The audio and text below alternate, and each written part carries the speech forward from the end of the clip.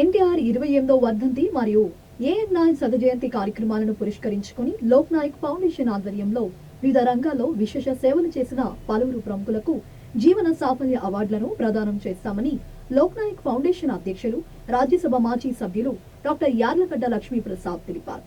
ఈ సందర్భంగా విశాఖ ఏయూ హిందీ భవన్ లో ఏర్పాటు చేసిన మీడియా సమావేశంలో ఆయన మాట్లాడుతూ ఈ నెల 20వ తేదీ శనివారం ఉదయం 10:30 గంటలకు రుషికొండ భీమ్లీ బీచ్ రోడ్ లోని A1 గ్రాండ్ కన్వెన్షన్ లో ఈ కార్యక్రమం ప్రతిష్టాత్మకంగా నిర్వహిస్తామన్నారు.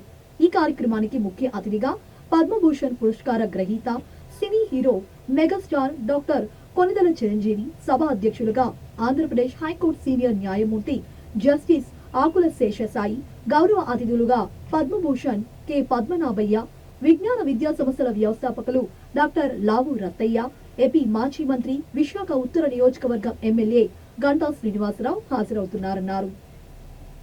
పురస్కారాలలో భాగంగా లోక్ నాయక్ ఫౌండేషన్ గత 19 సంవత్సరాలుగా ఎన్టీఆర్ పుణ్యతిథి రోజున 2 లక్షల రూపాయల నగదుతో ప్రాధాన్యం చేసే సాహిత్య పురస్కారం ప్రముఖ సాహితీవేత్త ఎండమూరి వీరేంద్రనాథ్ కు అందజేయనున్నట్లు నిర్వాహకులు వెల్లడించారు.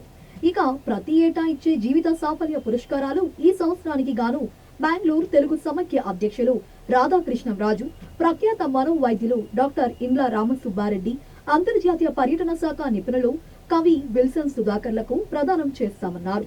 జీవన సాఫల్య పురస్కారంతో పాటు 50,000 రూపాయల నగదు బహూకరించి సత్కరిస్తామన్నారు. పర్యాటక నిపుణుడుగా ఉన్నాడు ఆయన, స్వయంగా కవి కూడా.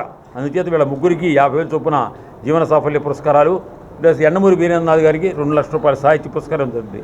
ఈ సభకి ముఖ్య అతిథిగా చిరంజీవి గారు వస్తున్నారు.